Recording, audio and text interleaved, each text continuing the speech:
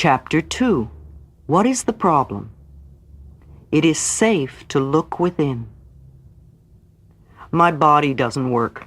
It hurts, bleeds, aches, oozes, twists, blows up, limps, burns, ages, can't see, can't hear, rots away. Plus whatever else you may have created. I think I've heard them all. My relationships don't work. They are smothering, absent, demanding, don't support me, always criticizing me, unloving, never leave me alone, pick on me all the time, don't want to be bothered with me, walk all over me, never listen to me. Plus, whatever else you may have created. Yes, I've heard them all too. My finances don't work. They are non-existent, seldom there, never enough, just out of reach, go out faster than they come in, won't cover the bills, slip through my fingers. Plus, whatever else you may have created. Of course, I've heard them all. My life doesn't work. I never get to do what I want to do. I can't please anyone. I don't know what I want to do. There's never any time for me. My needs and desires are always left out. I'm only doing this to please them. I'm just a doormat. Nobody cares what I want to do. I have no talent. I can't do anything right. All I do is procrastinate. Nothing ever works for me. Plus, whatever else you have created for yourself. All these I have heard and more. Whenever I ask a new client what is going on in their life, I usually get several of those answers.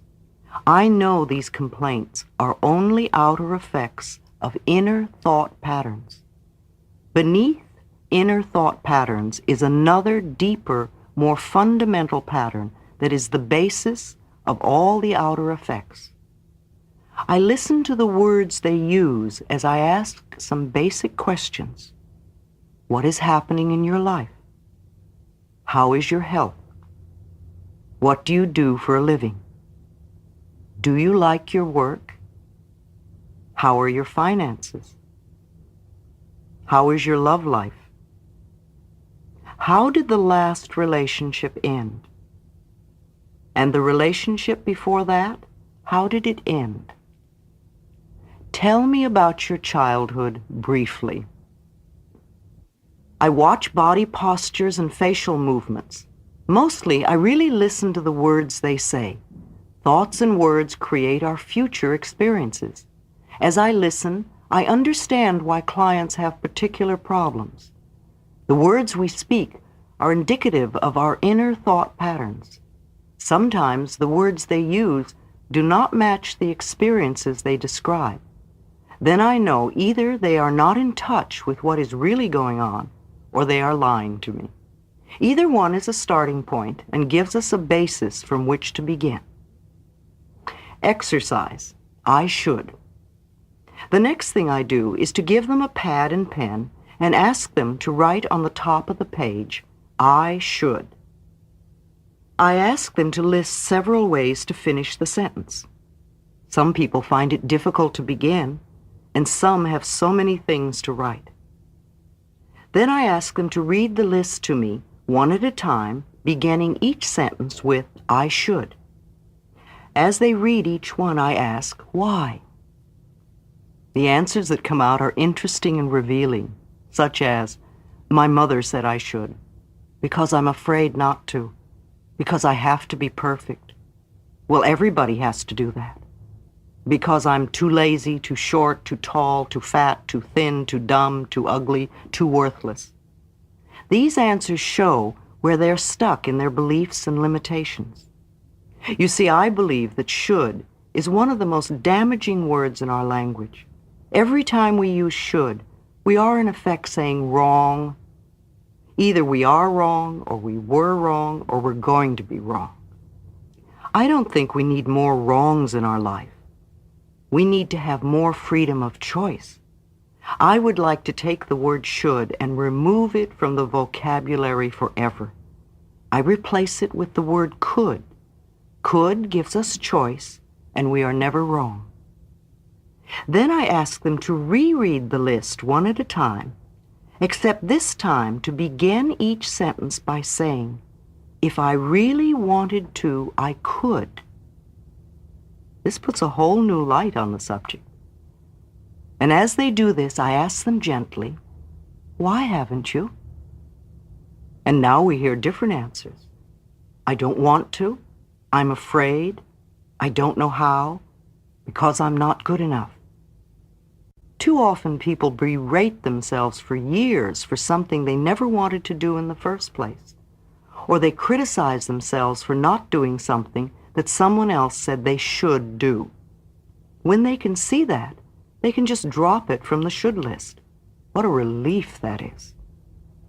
Look at all the people who force themselves for years into a career they don't like only because their parents said they should become a dentist or a teacher. How often have we felt inferior because we were told we should be smarter or richer or more creative? What is there on your should list that could be dropped with a sense of relief? We notice that many of the things we thought we should do are things we never wanted to do, and that we were only trying to please others. So many times it is because we are afraid or feel that we're not good enough. We start a process of releasing the feeling of being wrong because we are not fitting someone else's standards. Next, I explain to my clients my philosophy of life. Remember, I believe life is really very simple. What we give out, we get back. The universe supports every thought we choose to think and to believe. When we are little, we learn how to feel about ourselves by the reactions of the adults around us. These beliefs will be recreated as experiences as we grow up. With thought patterns, the point of power is always in the present moment. Changes can begin in this moment. In sessions with clients, I explain that no matter what their problem seems to be, there is only one thing I ever work on with anyone. This is loving the self. Love is the miracle cure.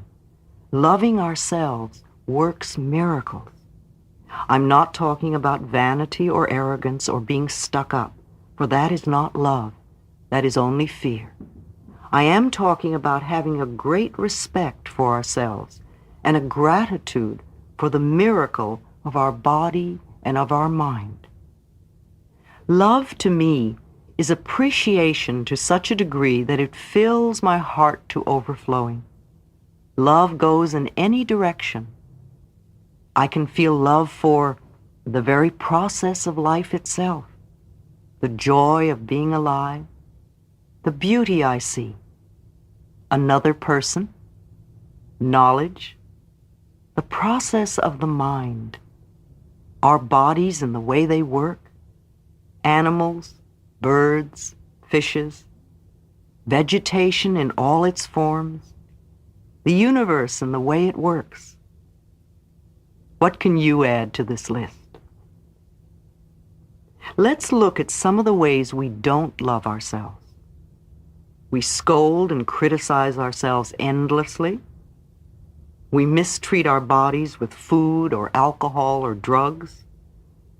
We choose to believe we are unlovable. We are afraid to charge a decent price for our services. We create illnesses and pain in our bodies. We procrastinate on things that would benefit us. We live in chaos and disorder. We create debt and burdens. We attract lovers and mates that belittle us. What are some of your ways? If we deny our good in any way, it is an act of not loving ourselves. I remember I worked with a client who wore glasses, and one day we released an old fear from childhood, and the next day she awakened to find that her contact lenses were bothering her too much to wear. And she looked around and found her eyesight was perfectly clear. Yet she spent the whole day saying, "I don't believe it, I don't believe it." And the next day, she was back to wearing contacts. Our subconscious mind has no sense of humor. She couldn't believe that she had created perfect eyesight. Lack of self-worth is another expression of not loving ourselves. Tom was a very good artist, and he had several wealthy clients who loved to have him decorate a wall or two in their homes. Yet somehow he was always behind in his own bill paying. His original quote was never enough to cover the time involved to complete the work. Anyone who gives a service or creates a one-of-a-kind product can charge any price. People with wealth love to pay for what they get. It gives the item more value. More examples of lack of self-worth. Our partner is tired and grouchy, and we wonder what we have done wrong to cause it. He takes us out once or twice and never calls again. We think something is wrong with us. Our marriage ends, and we are sure we're a failure. We're afraid to ask for a raise. Our bodies do not match those in Gentleman's Quarterly or Vogue magazine, and we feel inferior. We don't make the sale or get the part, and we're sure we're not good enough. We're afraid of intimacy and allowing anyone to get too close, so we have anonymous sex. We can't make decisions because we're sure they'll be wrong. How do you express your lack of self-worth? How perfect you were when you were a tiny baby. Babies do not have to do anything to become perfect. They are already perfect, and they act as if they know it. They know they are the center of the universe. They're not afraid to ask for what they want. They freely express their emotions. You know when a baby is angry. In fact, the whole neighborhood knows. You also know when they're happy, for their smiles light up a room, and they are full of love. Tiny babies will die if they do not get love. Once we are older, we learn to live without love, but babies will not stand for it. Babies also love every part of their bodies, even their own feces. They have incredible courage, and they have no guilt and no shame. We were all like that.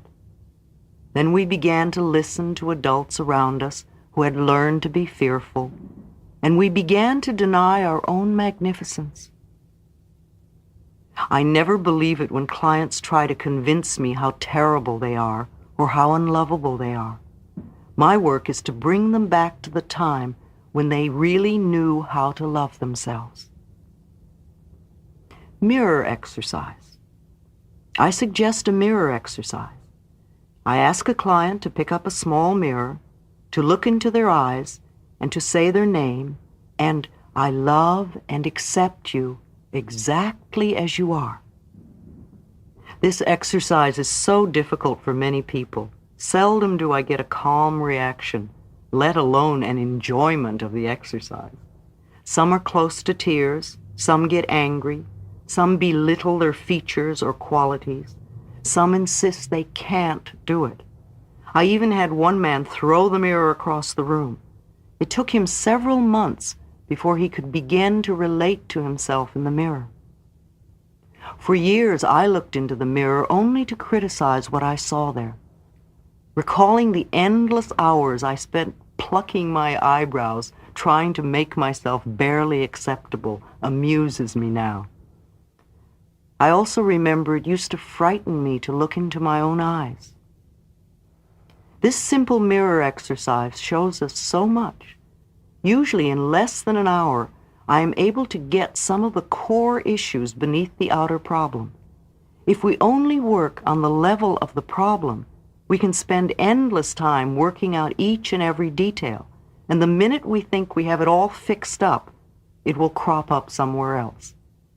The problem is rarely the real problem. She was so concerned with her looks, and especially with her teeth. She went from dentist to dentist, feeling each one had made her look only worse.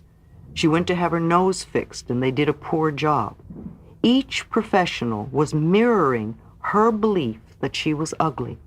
Her problem was not with her looks, but that she was convinced something was wrong with her. There was another woman who had terrible breath. It was uncomfortable to be around her.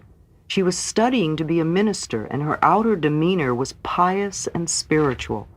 Beneath this was a raging current of anger and jealousy that exploded now and then when she thought someone might be threatening her position. Her inner thoughts were expressed through her breath, and she was offensive even when she pretended to be loving. No one threatened her but herself. He was only 15 when his mother brought him to me with Hodgkin's disease and 3 months to live. His mother was understandably hysterical and difficult to deal with, but the boy was bright and clever and wanted to live. He was willing to do anything I told him to, including changing the way he thought and spoke. His separated parents were always arguing, and he really did not have a settled home life. He wanted desperately to be an actor. The pursuit of fame and fortune far outweighed his ability to experience joy. He thought he could be acceptable and worthwhile only if he had fame. I taught him to love and accept himself, and he got well. He is now grown up and appears on Broadway with regularity. As he learned to experience the joy of being himself, the parts in plays opened up for him. Being overweight is another example of how we waste a lot of energy trying to correct a problem that is not the real problem. People often spend years and years fighting fat and are still overweight. They blame all their problems on being overweight. The excess weight is only an outer effect of a deep inner problem. When we feel frightened or insecure or not good enough, many of us will put on extra weight for protection. To spend our time berating ourselves for being too heavy, to feel guilty about every bite of food we eat, to do all the numbers we do on ourselves when we gain weight, are just a waste of time. 20 years later, we can still be in the same situation because we have not even begun to deal with the real problem. All we have done is to make ourselves more frightened and insecure, and then we need more weight for protection. So I refuse to focus on excess weight or on diets. The only diet that does work is a mental diet, dieting from negative thoughts. I say to clients, let's just put that issue to one side for the time being while we work on a few other things first.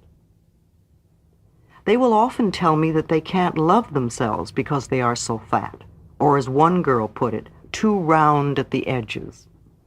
I explain that when we begin to love and approve of ourselves, it's amazing how weight just disappears from our bodies. Sometimes clients even get angry with me as I explain how simple it is to change their lives. They may feel I do not understand their problems. One woman became very upset and said, I came here to get help with my dissertation, not learn to love myself. To me, it was so obvious that her main problem was a lot of self-hatred, and that this permeated every part of her life, including writing her dissertation. She could not succeed at anything as long as she felt so worthless. She couldn't hear me and left in tears, coming back 1 year later with the same problem, plus a lot of other problems. Some people are not ready, and there is no judgment. We all begin to make our changes in the right time-space sequence for us. The real problem. So here is a client who has just looked into the harmless little mirror, and they are all upset. I smile with delight and say, good, now we are looking at the real problem. Now we can begin to clear out what is really standing in your way. I talk more about loving the self, about how, for me, loving the self begins with never ever criticizing ourselves for anything. I watch their faces as I ask them if they criticize themselves, and their reactions tell me so much. Well, of course I do. All the time. Not as much as I used to. Well, how am I going to change if I don't criticize myself? Doesn't everyone? To the latter, I answer, we are not talking about everyone. We are talking about you. Why do you criticize yourself? What is wrong with you? And as they talk, I make a list. What they often say coincides with their should list. They may feel they are too tall, too short, too fat, too thin, too dumb, too old, too young, too ugly, or that they're too late, too early, too lazy, and on and on and on. It's almost always too something. Finally, we get down to the bottom line and they say, I am not good enough. Hurrah, hurrah, we finally found the central issue. They criticize themselves because they have learned to believe they are not good enough. Clients are always amazed at how fast we've gotten to this point. Now we do not have to bother with any of the side effects like body problems, relationship problems, money problems, or the lack of creative expression. We can put all our energy into dissolving the cause of the whole thing, not loving the self. In the infinity of life where I am, all is perfect, whole, and complete. I am always divinely protected and guided. It is safe for me to look within myself. It is safe for me to look into the past. It is safe for me to enlarge my viewpoint of life. I am far more than my personality, past, present, or future. I now choose to rise above my personality problems, to recognize the magnificence of my being. I am totally willing to learn to love myself. All is well in my world.